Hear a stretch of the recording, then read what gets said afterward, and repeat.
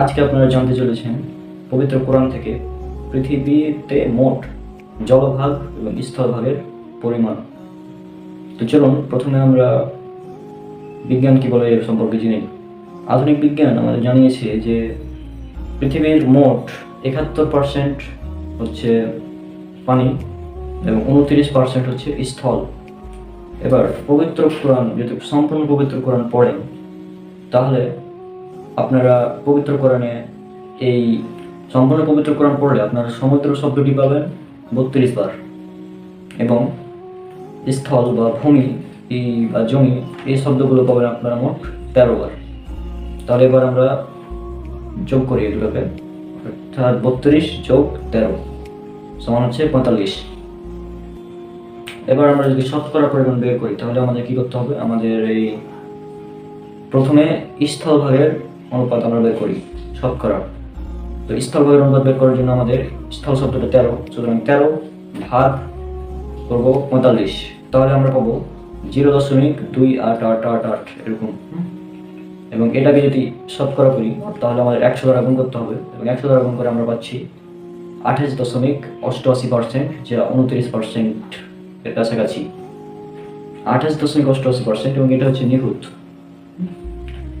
এবং আরেকটা সেটা হচ্ছে জলের পরিমাণ, সেটা যদি আমরা নির্ণয় করি তাহলে 32 ভাগ 45 গুণিত 100, তাহলে আমরা পাই 71.1111%।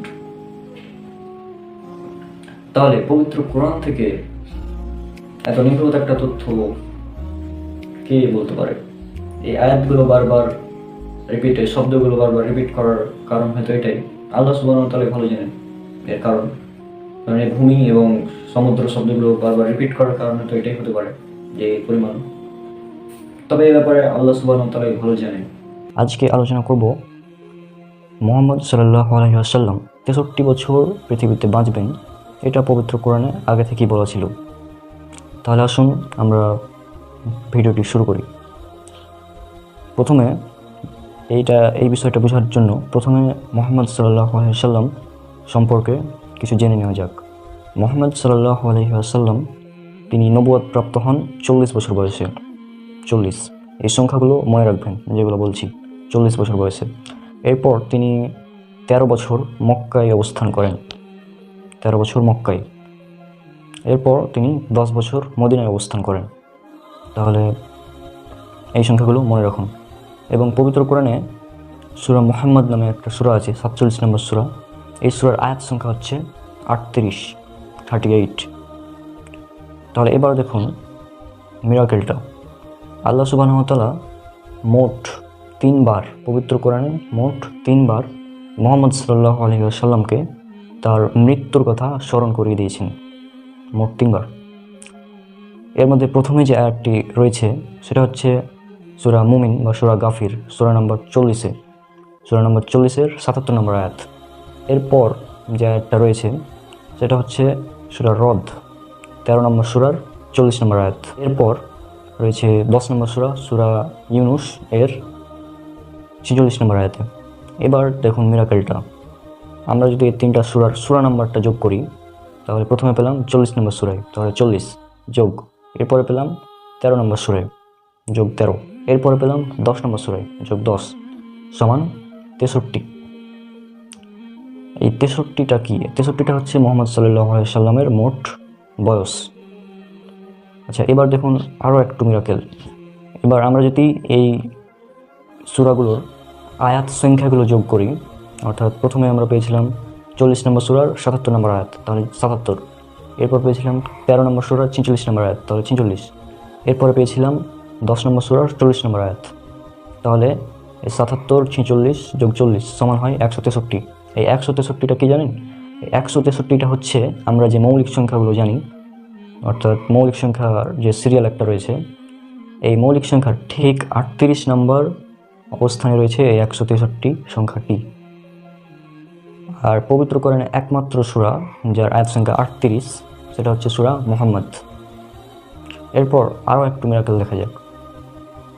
আমরা প্রথমে যেটা পেয়েছিলাম নবীজির মৃত্যুর কথা আল্লাহ সুবহানাহু ওয়া তাআলা স্মরণ করে দিয়েছেন, হচ্ছে 10 নম্বর সূরা, সূরা ইউনুসের 46 নম্বর আয়াত। এই 46 নম্বর আয়াতটা মোট 63টি অক্ষর নিয়ে গঠিত। আর এই 63টা কি আপনারা জানেন, এটা হচ্ছে নবীজি সাল্লাল্লাহু আলাইহি ওয়াসাল্লামের মোট বয়স। এরপর আরও একটু বিষয় আপনারা খেয়াল করুন। আমি প্রথমে নবীজি সাল্লাল্লাহু আলাইহি ওয়াসাল্লামের মোট জীবনকে 3টি ভাগে বিভক্ত করেছিলাম। সেটা হচ্ছে প্রথমে 40, অর্থাৎ 40 নম্বর সূরায় যেটা বলা হয়েছিল 40 বছর, সেটা হচ্ছে 40 বছর বয়সে নবুয়ত প্রাপ্তি, এরপর 13 বছর মক্কা অবস্থান, এরপর 10 বছর মদিনা অবস্থান। তাহলে আরও একটু বিষয় লক্ষ্য করুন। প্রথমে যে একটা বলা হয়েছিল, আল্লাহ সুবহানাহু ওয়া তাআলা নবীজি সাল্লাল্লাহু আলাইহি ওয়াসাল্লামকে মৃত্যুর কথা স্মরণ করে দিয়েছেন যে সূরায়, সেই সূরাটি রয়েছে 40 নম্বর সূরায়, 40তম অবস্থানে, অর্থাৎ প্রথমে রয়েছে 40, এরপর রয়েছে 13, অর্থাৎ নবীজি সাল্লাল্লাহু আলাইহি ওয়াসাল্লামের মাক্কি জীবন, এরপর রয়েছে 10, অর্থাৎ নবীজি সাল্লাল্লাহু আলাইহি ওয়াসাল্লামের মদিনাই জীবন। তাহলে আজকের পুরো ভিডিও থেকে কি বোঝা গেল? এত নিখুঁত গাণিতিক সামঞ্জস্যতা বজায় রেখে একটি গ্রন্থ কে রচনা করতে পারে? অমুসলিমদের কাছে প্রশ্ন রাখছি, এত নিখুঁত গাণিতিকভাবে একটি গ্রন্থ কে রচনা করতে পারে মহান সৃষ্টিকর্তা আল্লাহ সুবহানাহু ওয়া তাআলা ছাড়া? মেডিকেল সায়েন্স অনুযায়ী আমরা জানি মাতৃগর্ভে একজন শিশুর প্রথমে তার কান তৈরি হয় এবং পরে তৈরি হয় চোখ, এবং এই বিষয়টি পবিত্র কোরআনে উল্লেখ করা হয়েছে। আমি রেফারেন্সগুলো বলছি যেখানে উল্লেখ করা হয়েছে।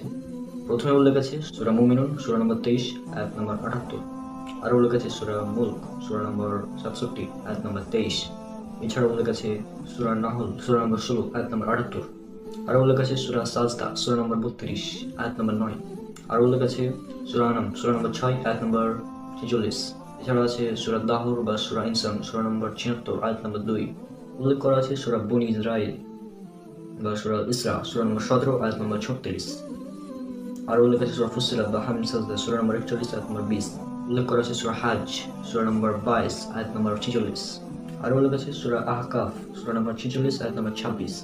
এই আয়াতগুলোতে যা উল্লেখ করা আছে প্রায় সব কথা একই রকম, এবং আপনারা সেটা স্ক্রিনে দেখে নিন, আমি পড়ে শোনাচ্ছি। আয়াতগুলোতে যে সব শব্দ ব্যবহার করা হয়েছে সেগুলো হচ্ছে আল্লাহ তাআলা সৃষ্টি করেছেন কান, চোখ, অথবা উল্লেখ করা আছে আল্লাহ তাআলা তোমাদেরকে দিয়েছেন শ্রবণ শক্তি এবং দৃষ্টি শক্তি। ক্লিয়ার? তাহলে এবার আয়াতগুলো পড়ে শোনাচ্ছি, দুটো আয়াত পড়ে শোনাচ্ছি। এবং আল্লাহ তোমাদেরকে নির্গত করেছেন মাতৃগর্ভ থেকে এমন অবস্থায় যে তোমরা কিছুই জানতে না। তিনি তোমাদের দিয়েছেন শ্রবণ শক্তি, তিনি তোমাদের দিয়েছেন শ্রবণ শক্তি, দৃষ্টি শক্তি ও হৃদয়, যাতে তোমরা কৃতজ্ঞতা প্রকাশ করতে পারো। আর তিনি তোমাদের জন্য কান, চোখ ও অন্তরসমূহ সৃষ্টি করেছেন। এখানে একটা বিষয় লক্ষণীয়, আল্লাহ তাআলা যেখানেই বলেছেন যে তিনি সৃষ্টি করেছেন, সেখানে তিনি বলেছেন কান, চোখ এবং অন্তর, অর্থাৎ আগে কান, তারপরে চোখ, তারপরে অন্তর। আপনি যদি কোনো সাধারণ মানুষকে জিজ্ঞাসা করেন তাহলে সে আপনাকে বলবে মায়ের পেটে তার প্রথমে চোখ তৈরি হয় তারপরে কান, এটা সাধারণ মানুষ বলবে আপনাকে। কিন্তু মেডিকেল সায়েন্স, বর্তমান আধুনিক বিজ্ঞান অনুযায়ী আমরা জানি মাতৃগর্ভে একজন শিশুর প্রথমে কান তৈরি হয় এবং তারপরে তৈরি হয় চোখ। আর এই বিষয়টি আল্লাহ পবিত্র কোরআনে বহু জায়গায় উল্লেখ করে দিয়েছেন। তিনি বলে দিয়েছেন তিনি সৃষ্টি করেছেন কান, চোখ, কান, চোখ, যেখানে দেখবেন আগে কান পরে চোখ। যেসব আয়াতগুলোতে আল্লাহ তাআলা অঙ্গের কাজের কথা উল্লেখ করেছেন, অর্থাৎ অঙ্গসমূহের কাজ, সেখানে তিনি আগে চোখ পরে কান। যেমন এটা উল্লেখ আছে সূরা আরাফ সূরা নম্বর 7 আয়াত নম্বর 179 উল্লেখ করা আছে, আর অবশ্যই আমি সৃষ্টি করেছি জাহান্নামের জন্য বহু জিন ও মানুষকে, তাদের রয়েছে অন্তর, তা দ্বারা তা বুঝে না, তাদের রয়েছে চোখ, তা দ্বারা তারা দেখে না, এবং তাদের রয়েছে কান, তা দ্বারা তারা শুনে না। তারা চতুষ্পদ জন্তুর মতো, বরং তারা অধিক পথভ্রষ্ট, তারাই হচ্ছে গাফেল। এই আয়াতে আল্লাহ তাআলা অঙ্গের কাজের কথা বলছেন, এই অঙ্গগুলোর কাজ। আর যেখানে আল্লাহ তাআলা বলছেন অঙ্গ সৃষ্টি, সেখানে আল্লাহ আগে বলেছেন কান, তারপরে চোখ। একটা বিষয় ক্লিয়ার, আল্লাহ তাআলা যেখানে বলেছেন অঙ্গের সৃষ্টির কথা, সেখানে বলেছেন কান, চোখ, শ্রবণ শক্তি, দৃষ্টি শক্তি, এবং যেখানে বলেছেন অঙ্গের কাজ, সেখানে তিনি আগে বলেছেন তাদের আছে চোখ, তারপরে কান।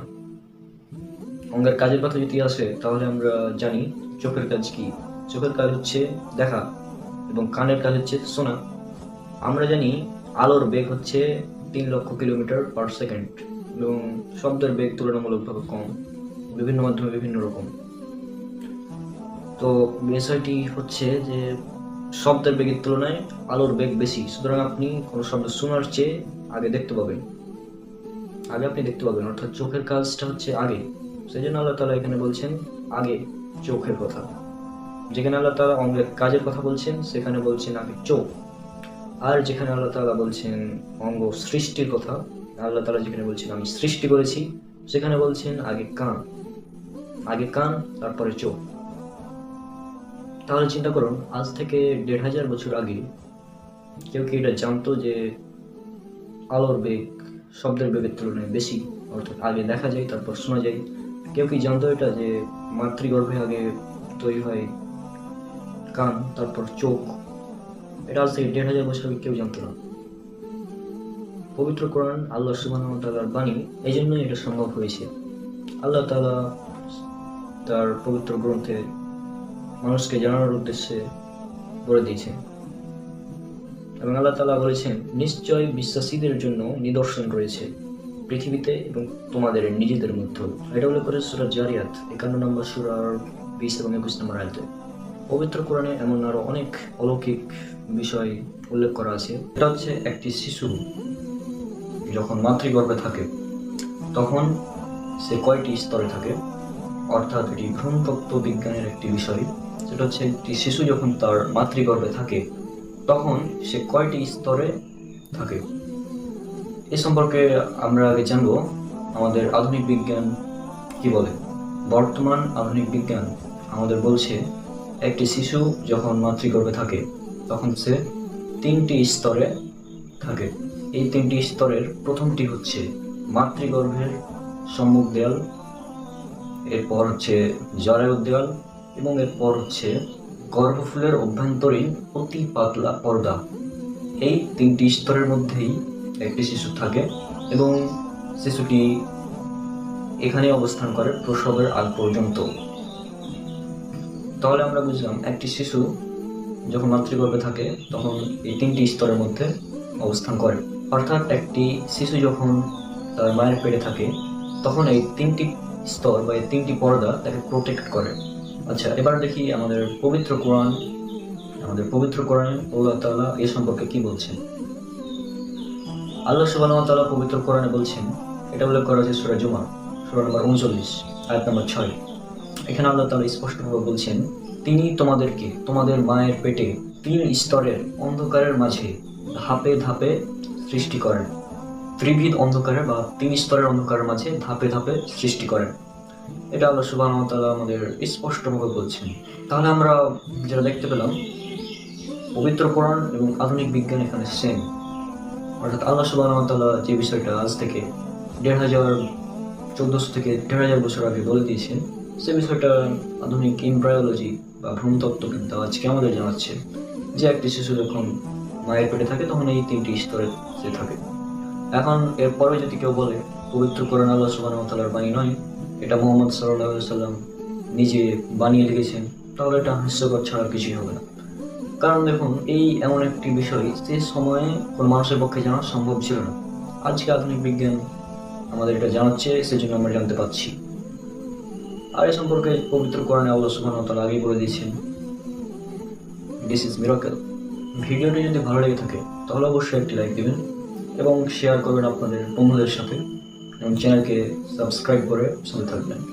আর আমার সবগুলো ভিডিও কপিরাইট ফ্রি, আপনারা চাইলে নিজেদের চ্যানেলে আপলোড করতে পারেন, কোনো নাস্তিক মুসলিমদেরকে দিতে পারেন যাতে তারা এই বিষয়টা জানতে পারে যে ইসলামই একমাত্র সত্য ধর্ম। পবিত্র কোরআনই হলো আল্লাহ সুবহানাহু ওয়া তাআলার বাণী, বর্তমানে একদম নির্ভুল একটি কিতাব। এটি আল্লাহ সুবহানাহু ওয়া তাআলার পক্ষ থেকে এসেছে। এটা যদি সে নাস্তিক বা মুসলিম বুঝতে পারে এবং আল্লাহ যদি তাকে হেদায়েত দেয়, ইনশাআল্লাহ তারা ইসলাম গ্রহণ করবে। গ্র্যাভিটি বা মহাকর্ষ বল বা অভিকর্ষ শক্তি সম্পর্কে আমরা সবাই জানি এই অভিকর্ষ শক্তি বা মহাকর্ষ বল যেটা আমরা বলি, গ্র্যাভিটি যেটা আমরা বলি, সেটা আবিষ্কার করেছিলেন স্যার আইজাক নিউটন। বিজ্ঞানী নিউটন এটি আবিষ্কার করেছিলেন, এটা আমরা সবাই জানি। এবং কথিত আছে একদিন স্যার নিউটন আপেল গাছের নিচে বসে ভাবছিলেন এবং এমন এক সময় একটি আপেল এসে পড়লো এবং তিনি ভাবলেন যে এই আপেলটি নিচে কেন পড়লো। এটা ভাবতে গিয়ে তিনি আবিষ্কার করলেন মাধ্যাকর্ষণ শক্তি বা মহাকর্ষ শক্তি বা গ্র্যাভিটি। গ্র্যাভিটি আসলে কাকে বলে? পৃথিবী তার কেন্দ্রের দিকে সকল বস্তুকে যে বল বা শক্তি দ্বারা আকর্ষণ করে তাকে বলা হয় গ্র্যাভিটি, তাকে গ্র্যাভিটি বলা হয়। অর্থাৎ আমরা এখান থেকে বুঝতে পারছি যে পৃথিবী আমাদেরকে অর্থাৎ সকল কিছুকে নিজের দিকে টানে, পৃথিবী সব কিছুকে নিজের দিকে টানে এবং যে শক্তি দ্বারা টানে সে শক্তিটিকেই বলা হয় গ্র্যাভিটি। এবার দেখি পবিত্র কোরআন এই গ্র্যাভিটি সম্পর্কে আমাদের কী তথ্য দেয়। এটা উল্লেখ করা আছে পবিত্র কোরআনের সূরা মুরসালাত সূরা নম্বর ৭৭ আয়াত নম্বর ২৫। এখানে আল্লাহ তাআলা বলছেন, আল্লাহ তাআলা আমাদের প্রশ্ন করছেন, আমি কি পৃথিবীকে ধারণকারী রূপে বানাইনি? অর্থাৎ আল্লাহ এখানে বলছেন পৃথিবীটা কি আকর্ষণকারী নয়, পৃথিবীটা কি ধারণকারী নয়? অর্থাৎ আল্লাহ এখানে প্রশ্ন করছেন পৃথিবীকে তিনি ধারণকারী রূপে বানিয়েছেন এবং সেটাই আমাদেরকে প্রশ্ন করছেন। আজ থেকে ১,৫০০ বছর আগে কেউ কি এটা বলতে পারতো যে পৃথিবী আকর্ষণকারী বা পৃথিবী সব কিছুকে নিজের দিকে টানে? এই কথা আজ থেকে ১,৫০০ বছর আগে কে বলতে পারে? এটা তিনিই পারেন যিনি এর স্রষ্টা, আল্লাহ সুবহানাহু ওয়া তাআলা। পরবর্তীতে বিজ্ঞানীরা যখন এই বিষয়ে খোঁজ করতে যান কী কারণে এই মাধ্যাকর্ষণ শক্তির সৃষ্টি হয়, তখন তারা দেখতে পান যে পৃথিবীর অভ্যন্তরে অনেক ভারী ভারী বস্তু আছে, নিকেল, লোহা, তারপর আরও অনেক ভারী ভারী বস্তু আছে, যে কারণে এই পৃথিবী একটি ম্যাগনেটিক চৌম্বক শক্তি লাভ করে, আর এই কারণেই পৃথিবীতে মাধ্যাকর্ষণ শক্তির সৃষ্টি হয়। এটা পরবর্তীতে বিজ্ঞানীরা আবিষ্কার করেন এবং এ বিষয়েও পবিত্র কোরআন আমাদের স্পষ্টভাবে ধারণা দিচ্ছে। এটা উল্লেখ করা আছে পবিত্র কোরআন সূরা জিলজাল সূরা নম্বর ৯৯ আয়াত ১ থেকে ৩। এখানে আল্লাহ সুবহানাহু ওয়া তাআলা বলছেন, যখন পৃথিবী কম্পিত হবে এবং পৃথিবী তার বোঝা বের করে দেবে আর মানুষ বলবে হাই এর কি হলো। অর্থাৎ এই আয়াত থেকে বোঝা যাচ্ছে পৃথিবীর ভিতরে অনেকগুলো বোঝা আছে এবং এই বোঝাগুলো কিয়ামতের দিন যখন পৃথিবী কম্পিত হবে তখন বের করে দিবে এবং পৃথিবী তখন হয়ে যাবে মাধ্যাকর্ষণহীন। আরও উল্লেখ আছে সূরা ইনশিকাক সূরা নম্বর ৮৪ আয়াত নম্বর ৩ এবং ৪। এখানে আল্লাহ তাআলা বলছেন, যখন পৃথিবীকে সম্প্রসারিত করা হবে তখন পৃথিবী তার ভেতরে যা আছে তা বের করে দেবে, নিক্ষেপ করবে। এখান থেকে বোঝা যাচ্ছে পৃথিবীর ভেতরে অনেক বড় একটা বোঝা আছে এবং এই বোঝাগুলো নিকেল, লোহা ইত্যাদি, যেগুলো বিজ্ঞানীরা আবিষ্কার করেছেন পরবর্তীতে। এখন আপনাদের কাছে প্রশ্ন, এই তথ্যগুলো আজ থেকে ১,৫০০ বছর আগে কে দিতে পারে? আল্লাহ সুবহানাহু ওয়া তাআলা ছাড়া এই তথ্য দেওয়া কারোর পক্ষে সম্ভব নয়। কারণ পবিত্র কোরআন নাজিল হয়েছে এমন এক সময় যখন বিজ্ঞানের মানুষ কিছুই জানতো না, এমন সময় পবিত্র কোরআন নাজিল করা হয়েছিল। আল্লাহ যেহেতু আমাদের সৃষ্টিকর্তা, এই মহাবিশ্বের সমস্ত কিছু সৃষ্টিকর্তা, সুতরাং তিনি জানেন বিষয়গুলো, আর এই কারণেই আল্লাহ তাআলা আমাদেরকে জানিয়ে দিয়েছেন তার পবিত্র কোরআনের মাধ্যমে। তাহলে এই মাধ্যাকর্ষণ শক্তি এখন থেকে ১,০০,০০০ বছর আগে ছিল, ১,৫০০ বছর আগে ছিল, এখনও আছে এবং কিয়ামতের আগ পর্যন্ত থাকবে। তাহলে এই মাধ্যাকর্ষণ শক্তি সম্পর্কে তখন কেউ জানতো না। যখন স্যার নিউটন এটা আবিষ্কার করলেন তখন মানুষ জানতে পারলো এবং পবিত্র কোরআনের এই সূরা মুরসালাত ৭৭ নম্বর সূরার ২৫ নম্বর আয়াত যেটা বলছে মাধ্যাকর্ষণ শক্তি সম্পর্কে, সে সম্পর্কে আমরা জানতে পারলাম। তাহলে বিষয়টা হলো পবিত্র কোরআন আল্লাহ সুবহানাহু ওয়া তাআলার বাণী এবং এটা আমরা মুসলিমরা বিশ্বাস করি মনে প্রাণে, এবং যারা অমুসলিম আছে তাদেরকে বিশ্বাস করানোর জন্য এই যুক্তিগুলো দিতে হয়। ডাইনোসর সম্পর্কে পবিত্র কোরআন আমাদের কী তথ্য দিচ্ছে। তো প্রথমে আপনাদের জানতে হবে এই জন্য ডাইনোসর আসলে কী এবং এই ডাইনোসর কীভাবে মৃত্যুবরণ করেছিল, ডাইনোসর কীভাবে ধ্বংস হয়েছিল, এই বিষয়টা আপনাদের জানা অত্যন্ত জরুরি। ডাইনোসর এই শব্দটি সর্বপ্রথম রিচার্ড ওন নামক একজন বিজ্ঞানী 1842 সালে আবিষ্কার করেন, ডাইনোসর নামটি তিনি উপস্থাপন করেন। এই ডাইনোসর শব্দটি দুটি শব্দের সমন্বয়ে গঠিত, একটা হচ্ছে ডেনিয়াস যার অর্থ হচ্ছে বৃহদাকার সামথিং বা অনেক বড় কিছু, এবং আরেকটা হচ্ছে সোর্স যার অর্থ হচ্ছে লিজার্ড বা রেপটাইল জাতীয় কিছু, এই জাতীয় কিছু মানে প্রাণী। আজ থেকে 23 কোটি বছর পূর্বে সর্বপ্রথম এই ডাইনোসর প্রজাতির আবির্ভাব হয় এবং এই ডাইনোসর প্রায় 17 কোটি বছর পর্যন্ত এই পৃথিবীতে রাজত্ব করেছিল, পৃথিবীতে শাসন করেছিল।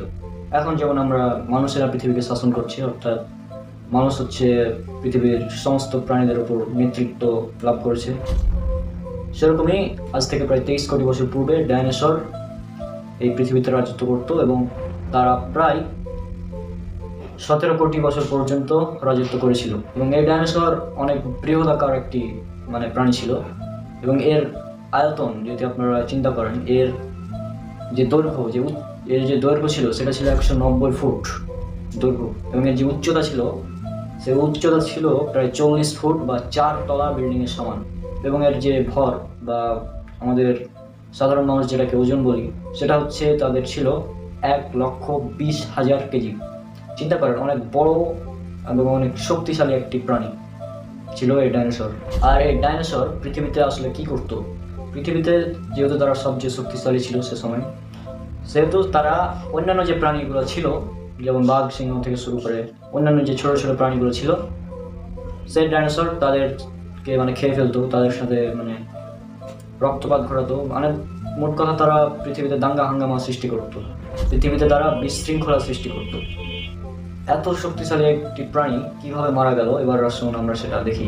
ধারণা করা হয় আজ থেকে প্রায় 6,60,00,000 বছর পূর্বে, 6.6 কোটি বছর পূর্বে একটি 10 কিলোমিটার ডায়ামিটার সাইজের একটি অ্যাস্টেরয়েড পৃথিবীতে আঘাত করে। অ্যাস্টেরয়েড বলতে আমরা যেটাকে গ্রহাণু বা উল্কা বলি সেটা। এবং এটা পৃথিবীতে আঘাত করে মেক্সিকোর দক্ষিণ পূর্বাঞ্চলে উকাটান নামক একটি উপদ্বীপে। এবং এটি আঘাত করার পর প্রায় 180 কিলোমিটার চওড়া এবং 20 কিলোমিটার গভীরের একটি বিশাল গর্ত তৈরি হয়, বিশাল উল্কা খাত বলা হয় এটিকে।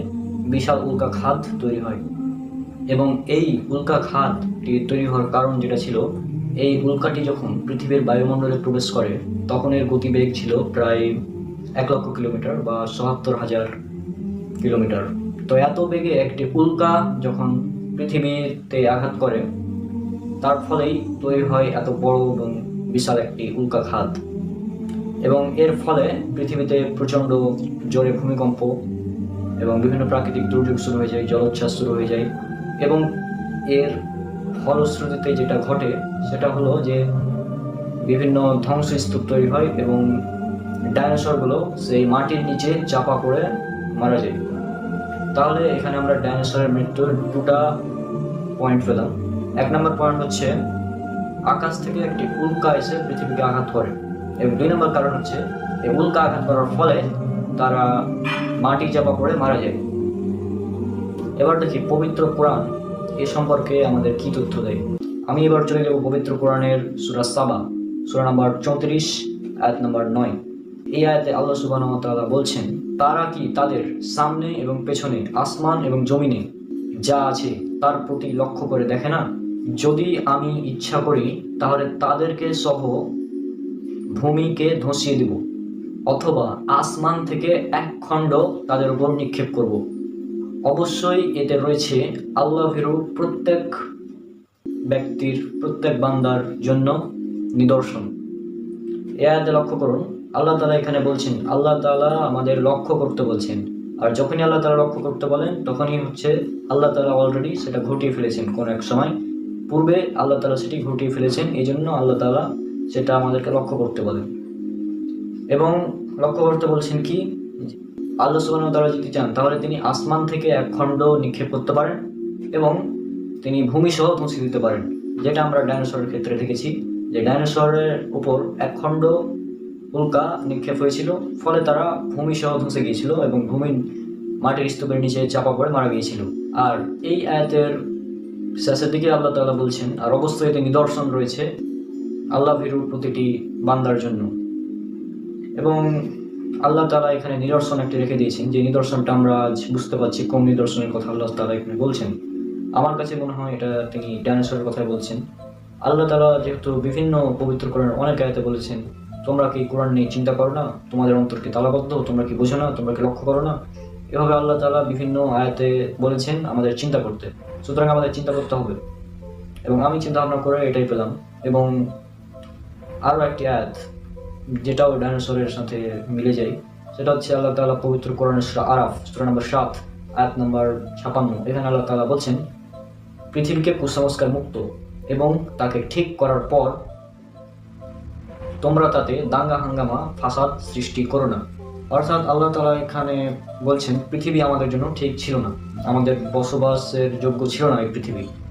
অর্থাৎ পৃথিবীতে এমন কিছু ছিল যারা থাকলে আমরা এই পৃথিবীতে ঠিকভাবে বসবাস করতে পারতাম না, এবং পৃথিবীতে যারা ছিল তারা অবশ্যই দাঙ্গা হাঙ্গামা সৃষ্টি করত।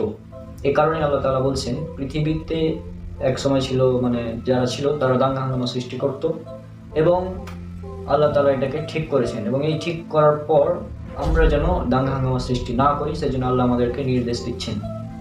আর ডাইনোসর আমরা জানি অনেক শক্তিশালী ছিল, তাদের কারণে কোনো প্রাণী তখন নিরাপদ ছিল না, তারা প্রত্যেকের উপর রাজত্ব ছিল একটা, কারণ তারা ছিল অনেক শক্তিশালী প্রাণী, অনেক বড় আকারে তারা অনেক বড় ছিল এবং শক্তিশালী ছিল, যার কারণে তারা দাঙ্গা হাঙ্গামা সৃষ্টি করত। এবং আল্লাহ তাআলা এই জন্য বলছেন যে তাদেরকে ধ্বংস করে আল্লাহ তাআলা সেখানে ঠিক করেছেন, পৃথিবীকে আমাদের বসবাসযোগ্য করেছেন, পৃথিবীকে আমাদের বসবাসযোগ্য করেছেন আল্লাহ তাআলা। কারণ ডাইনোসর যদি থাকতো তাহলে আমরা এখানে থাকতে পারতাম না, কারণ ডাইনোসর অনেক শক্তিশালী প্রাণী। এবং চিন্তা করেন আপনি, আপনার সামনে যদি 4 তলা বিল্ডিং এর সমান 190 ফিট একটা বড় প্রাণী হঠাৎ করে চলে আসে, তাহলে আপনি সেখানে টিকতে পারবেন? অবশ্যই না। এ কারণেই আল্লাহ তাআলা বলেছেন পৃথিবীকে ঠিক করার পর, অর্থাৎ ডাইনোসরদের ধ্বংস করে আল্লাহ তাআলা আমাদের জন্য পৃথিবীকে উপযোগী করে দিয়েছেন। এরপর আরো একটি আয়াতের দিকে যদি আপনারা লক্ষ্য করেন, সেটা হচ্ছে সূরা বাকারা সূরা নম্বর 2 আয়াত নম্বর 30। এই আয়াতে আল্লাহ সুবহানাহু ওয়া তাআলা বলছেন, আর স্মরণ করো যখন আল্লাহ তাআলা ফেরেশতাদেরকে বললেন আমি পৃথিবীতে খলিফা বা প্রতিনিধি সৃষ্টি করছি, তখন ফেরেশতারা আল্লাহ তাআলাকে বলল, আপনি কি এমন কাউকে সৃষ্টি করবেন যে কিনা পৃথিবীতে দাঙ্গা হাঙ্গামা সৃষ্টি করবে, রক্তপাত করবে? অথচ আমরাই তো আপনার ইবাদত করছি, আপনার পবিত্রতা ঘোষণা করছি। তখন আল্লাহ তাআলা বললেন, আমি যা জানি তোমরা তা জানো না। অর্থাৎ এই আয়াতে ফেরেশতারা বলছেন যে আল্লাহ এমন কাউকে সৃষ্টি করতে যাচ্ছেন যে যারা পৃথিবীতে দাঙ্গা হাঙ্গামা সৃষ্টি করবে। কারণ ফেরেশতারা দেখেছিলেন পৃথিবীতে আল্লাহ যাকেই রাজত্ব দান করেছিলেন তারাই দাঙ্গা হাঙ্গামা সৃষ্টি করেছিল। যেমন আল্লাহ তাআলা জিনদেরকে পৃথিবীতে রাজত্ব দান করেছিলেন, কারণ এই জন্যই পৃথিবীতে দাঙ্গা হাঙ্গামা এই জিনেরাও সৃষ্টি করেছিল। এরপর 17 কোটি বছর পর্যন্ত এই ডাইনোসর এরাও দাঙ্গা হাঙ্গামা সৃষ্টি করেছিল, রক্তপাত করেছিল। ফেরেশতারা এটা জানতেন, সেজন্যই আল্লাহকে প্রশ্ন করেছিলেন, আপনি কি এমন কাউকে সৃষ্টি করতে যাচ্ছেন যারা পৃথিবীতে দাঙ্গা হাঙ্গামা সৃষ্টি করবে? এই আয়াতটি অ্যাকচুয়ালি জিনদের উদ্দেশ্যে নাজিল করা হয়েছিল, কিন্তু পবিত্র কোরআনের একটি আয়াত বিভিন্ন প্রেক্ষাপটে নাজিল হয়, একটি আয়াত অনেকগুলো প্রেক্ষাপটে নাজিল হয়। সুতরাং আমার কাছে এটা মনে হয় যে ফেরেশতারা দেখেছিলেন পৃথিবীতে আল্লাহ যাকে রাজত্ব দান করেছেন তারাই দাঙ্গা হাঙ্গামা সৃষ্টি করেছে, সেই জন্যই আল্লাহকে তারা প্রশ্ন করেছিল এটি। তাহলে এটি আর একটি বিষয় যে ডাইনোসরদের প্রতি ইঙ্গিত করছে। আরও যে সূরা আরাফ 7 নম্বর সূরার 56 নম্বর আয়াতে যে আল্লাহ বলেছেন পৃথিবীকে ঠিক করার পর, অর্থাৎ যারা পৃথিবীতে দাঙ্গা হাঙ্গামা করতো আল্লাহ তাদেরকে ধ্বংস করে দিয়েছেন, কিন্তু জিন জাতি কিন্তু এখনো এই পৃথিবীতে আছে। তাহলে এই ঠিক করা দ্বারা যদি জিনদেরকে বোঝানো হতো তাহলে জিনেরাও কিন্তু আজ থাকতো না। তাহলে অবশ্যই এমন কোনো সৃষ্টি ছিল যারা ছিল আকারে অনেক বড় এবং শক্তিশালী, এবং যাদেরকে ধ্বংস করে আল্লাহ আমাদের জন্য পৃথিবীকে বসবাসযোগ্য করে দিয়েছেন। তাহলে আজকের সম্পূর্ণ আলোচনা থেকে যেটা আমরা বুঝলাম, ডাইনোসররা এই পৃথিবীতে এক সময় ছিল, যাদেরকে আল্লাহ তাআলা ডাইনোসরদের পৃথিবীতে রাজত্ব দিয়েছিলেন, ফলে তারা পৃথিবীতে দাঙ্গা হাঙ্গামা সৃষ্টি করত, এবং আল্লাহ তাআলা আসমান থেকে এক খণ্ড নিক্ষেপ করে তাদের মাটির ধ্বংসস্তূপের নিচে ফেলে তাদেরকে ধ্বংস করে দিয়েছিলেন। আর ডাইনোসররা যদি থাকতো তাহলে আমরা এই পৃথিবীতে থাকতে পারতাম না, এবং ডাইনোসরদের ধ্বংস করে আল্লাহ পৃথিবীকে আমাদের মানুষদের জন্য বসবাসের উপযোগী করে দিয়েছেন। অর্থাৎ আল্লাহ আমাদের জন্য পৃথিবীকে ঠিকঠাক করেছেন। ফেরেশতারা জানতেন এটা, যে ডাইনোসররাও পৃথিবীতে দাঙ্গা হাঙ্গামা সৃষ্টি করেছে, কারণ তারা সেটা দেখেছিলেন, এবং এই জন্য তারা আল্লাহকে প্রশ্ন করেছিলেন, আপনি যে পৃথিবীতে খলিফা নিযুক্ত করতে যাচ্ছেন তারাও কি পৃথিবীতে দাঙ্গা হাঙ্গামা সৃষ্টি করবে নাকি? এবং ডাইনোসরের যে ফসিল, অর্থাৎ ডাইনোসর যে কঙ্কালগুলো, সেগুলো আমরা আজকাল দেখতে পাচ্ছি, এবং এটা দ্বারা এটাই বোঝা যায় যে ডাইনোসর পৃথিবীতে একসময় ছিল, এবং পবিত্র কোরআনে সেটা ইঙ্গিত দেওয়া আছে। ডাইনোসর হয়তো কয়েকদিন আগে মানুষ আবিষ্কার করলো, কিন্তু পবিত্র কোরআন সেটা 1400 বছর আগেই বলে দিয়েছিল। তাই আসুন আমরা পবিত্র কোরআন নিয়ে গবেষণা করি এবং ইসলামকে মেনে চলার চেষ্টা করি।